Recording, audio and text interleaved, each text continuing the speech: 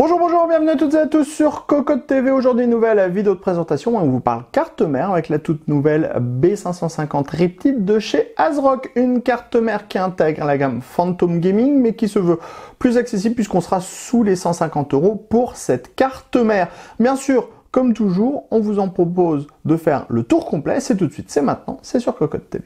On commence comme toujours avec le packaging. On est sur une boîte noire avec du bleu, du violet. On retrouve le logo PG pour Phantom Gaming et on est donc sur cette nouvelle gamme Riptide. Après ASRock, B550, PG, Riptide, on a tous les petits logos AMD qui vont bien et bien sûr le polychrome Sync pour dire qu'on pourra gérer le RGB. On enchaîne directement avec le bundle. Vous allez retrouver une notice d'utilisation, une petite carte postale, un DVD avec les pilotes, les utilitaires, 2 câbles SATA, un card holder qu'on vient visser avec la carte mère et les plots du boîtier qui va venir ensuite soutenir votre carte graphique. On a la backplate à destination des différents ports de la carte mère et on va retrouver la visserie à destination des SSD M2.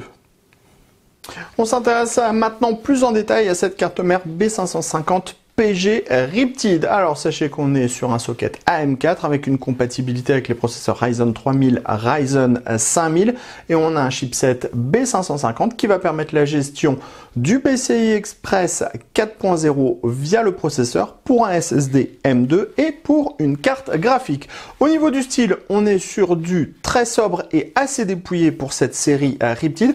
On aura un petit peu de RGB sur la partie basse au niveau du chipset. Autour du processeur, on va trouver 10 phases d'alimentation. Le tout sera alimenté par un connecteur 8 pins CPU et un connecteur 4 pins CPU. Juste à côté, on va trouver 4 DDR4 en 4933 MHz maximum en overclocking. On pourra mettre 32 Go par slot, donc 128 Go de mémoire au total. Ensuite, on va trouver un 24 broches ATX, un USB 3.0, un USB Type C, de nouveau un USB 3.0, 6 ports SATA et dans la partie basse, on va trouver tout ce qui est Power On, Reset, port RGB, USB, HD Audio, Power On, Reset, enfin on en passe et des meilleurs, il y a tout ce qu'il faut. Ensuite, à côté du chipset, on va trouver la partie PCI Express avec tout en haut un M2 qui sera géré en PCI Express 4.0 via le processeur, le tout en 4X. Ensuite, on va trouver un PCI Express 16X 4.0 via le processeur en 16X. Ensuite, le reste sera géré par le chipset. On va avoir 2 PCI Express 16X physiques en 3.0. Le premier est câblé en 4X, le second est câblé en 1X.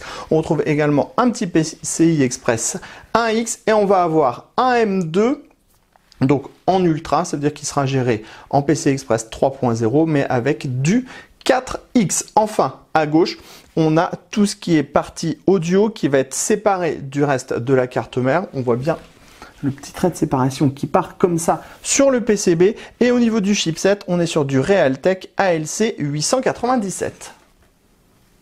À l'arrière de la carte mère, rien de spécifique à noter. On a juste le renfort autour du socket AMD. On enchaîne avec le panneau arrière de la carte mère. On va tout d'abord retrouver un petit bornier si vous utilisez une petite carte pour le Wi-Fi, le Bluetooth. Ensuite, on va avoir un HDMI. On va ensuite trouver 2 USB 2.0. Ensuite, on va avoir 1, 2, 3, 4, 5, 6 USB 3.2 Gen 1, donc en 5 Gb par seconde. On a 2 ports. Ces deux-là qui sont en Lightning Gaming Port, donc optimisés normalement pour les gamers. On va ensuite avoir ici et là de l'USB 3.2 Gen 2, donc en 10 Gb par seconde, avec un type A, un type C. On a un petit PS2. On va également retrouver un Ethernet en 10, 100, 1000, 2500 mégas par seconde avec une puce en Killer E3100G.